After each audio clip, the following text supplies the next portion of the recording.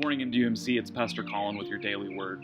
I've been rereading this book called Reappearing Church by Mark Sayers. He's an Australian cultural critic and pastor of Red Church in Australia. And in this book, he talks about revival and renewal movements of Christianity all over the world. And in the book, as you might imagine, he talks about our own renewal and revival movement in our own tradition, the Methodist movement through John Wesley. He tells a story of his own pilgrimage to England, and while he was there, he knelt where Wesley knelt every day to pray in the morning before he went about his work in the day. And he tells a story where he knelt where Wesley knelt to pray, and while praying with others that were gathered in that room, some tourists, he had this feeling, he felt a movement of the Spirit to be reminded that renewal and revival, change and growth, the church addressing the problems in the world wouldn't come from him, wouldn't come from self-discovery, wouldn't be from finding it in himself, his own work.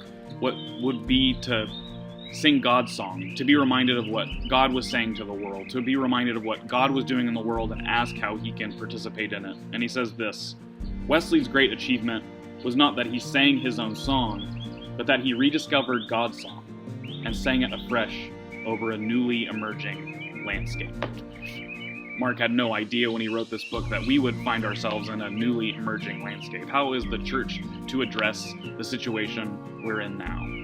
And I trust, as Mark does, that won't come from our own self-discovery, won't come from our own work, won't come from our own power, our own great ideas or epiphanies, but will come from singing again God's song. As reminded in the 31st Psalm, it says this: "In you, Lord, I have taken refuge.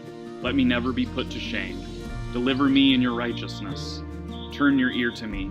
Come quickly to my rescue. Be my rock and my refuge, a strong fortress to save me. Since you are my rock and my fortress, for the sake of your name, lead and guide me. Keep me free from the trap that is set before me, for you are my refuge. Into your hands I commit my spirit. Deliver me, Lord, my faithful God."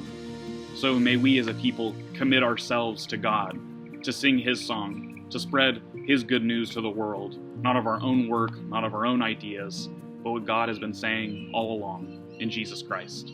Have a great week. Amen.